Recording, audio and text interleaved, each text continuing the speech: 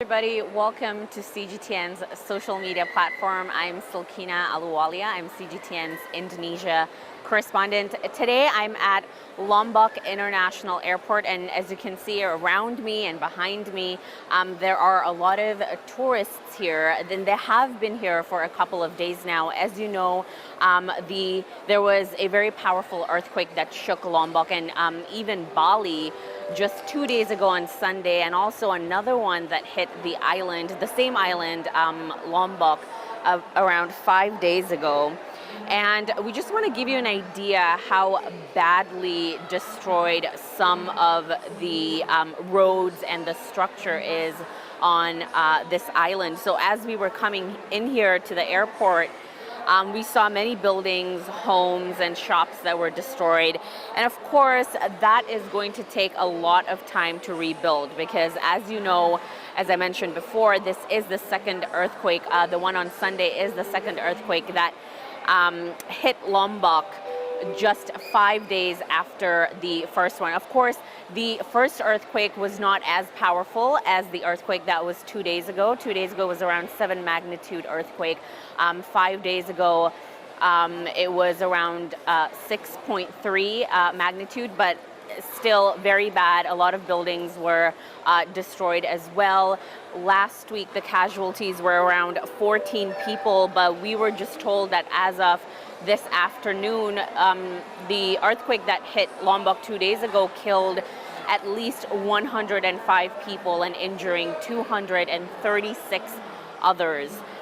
And that number is expected to rise because the island is still experiencing several aftershocks, at least 200 of them as of today, and that's why authorities are still being cautious and making sure that everybody stays calm because the aftershock could be as powerful as a 6 magnitude.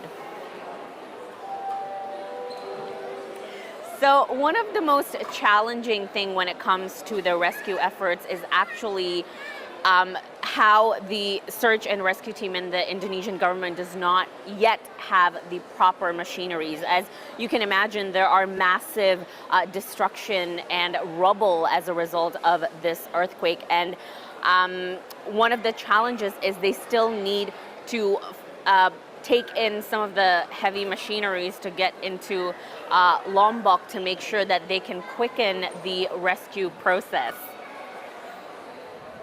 So the Indonesian government is still figuring out how to do that, how to get the heavy machinery into Lombok, because without it, it's hard to search through the debris for possible survivors. And actually, according to the press conference as of this afternoon, there was a massive mosque that was destroyed 2 days ago, and apparently about 40 people are still buried under that mosque. And this afternoon they did find one survivor, and 2 of them died, but they still have about 37 people to search under that massive rubble. Now, as you can see, this is the customer service, and all of these people in the airport, they want to get out of the island as quickly as possible. They're changing their vacation plans because after such a traumatizing experience, I'm sure they want to go home as soon as possible. And so there are a lot of consulates that are helping them. And we have tourists from everywhere, from Korea, from the UK, from China, from Italy, from the United States. So we're talking about the rescue efforts of tourists here, but that's not the only rescue effort that's really important in this matter, because there are so many people that lost their homes from this earthquake, and there are so many people that were displaced, almost thousands of them. And the government is still working to make sure that they can get the basic necessities such as clean drinking water, clothes, blankets, basic medical necessities. And the Indonesian government actually mentioned that they desperately need medical assistance for the 236 people that were injured, and they are going to prioritize those taking shelter in evacuation camps to make sure that they have electricity clean drinking water, clothes, blankets, and any other emergency assistance.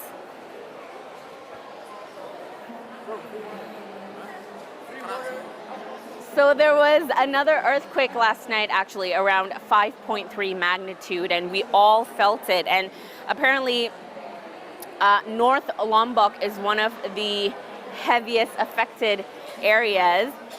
Do you want to talk to us?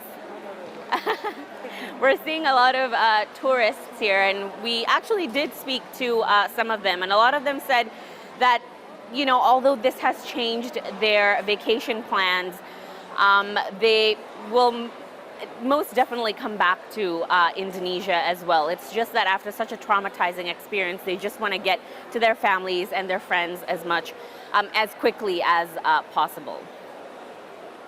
So as I was saying before, last night's earthquake, which was 5.3 magnitude, actually affected North Lombok the most. And this earthquake affected North Lombok a lot, as in out of the 105 people that died, around 80 of them were in North Lombok, and that place is very, very badly destroyed. And they're still struggling with getting full electricity and drinking water in North Lombok. So that's where the government is focusing their attention on. And as for tourists, so at this airport, they're still waiting for assistance on when they can leave, but we know that almost 3,000 tourists were evacuated to Bali by boat.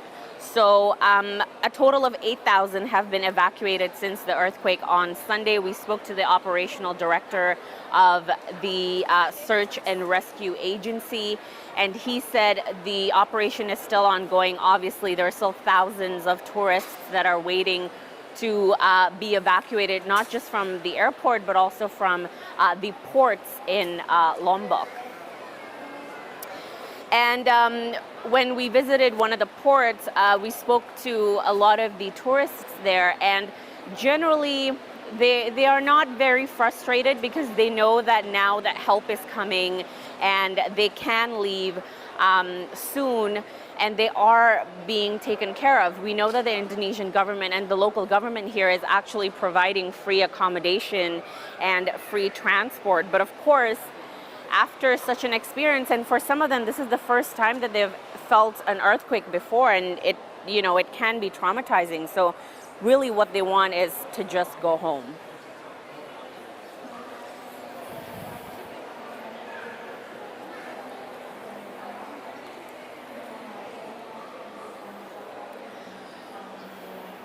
So although they want to go back as fast as possible, there are only a certain amount of boats that can leave per day. So we know that today they did evacuate hundreds of tourists, but they only allowed around 4 boats to leave. So it's going to take some time. And I think yesterday was one of the most crowded we've ever seen the ports, because everybody just wanted to leave as fast as possible. But the Indonesian government has been really good in the way that they are basically making sure that these tourists are taken care of and they have exactly what they need.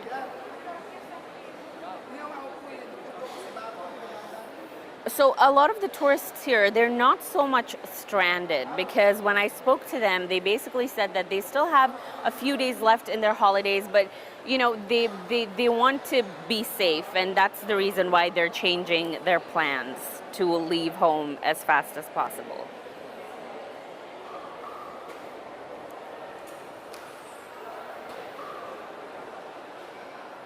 So another thing is that the local government of Lombok and the Indonesian government, they have declared a state of emergency in Lombok for at least the next 5 days until August 11th. And that period can be extended depending on how bad the situation is on the ground in the coming days. As I mentioned before, we have been experiencing a lot of aftershocks. And although last night's was around 5.3 magnitude, they are expecting it to be as strong as 6 magnitude.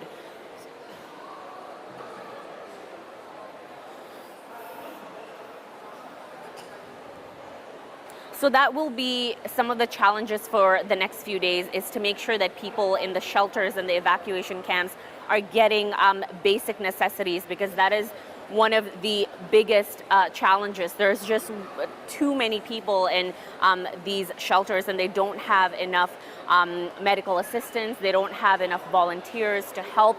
But that is something that the Indonesian government is working on. And also another thing is they want to make sure that the tourists that have been here and are also in the port, that they can get home safely. And of course, I'm still here in Lombok for the next week, so I will give you updates as soon as I get them. Thank you so much for watching. I will see you guys next time.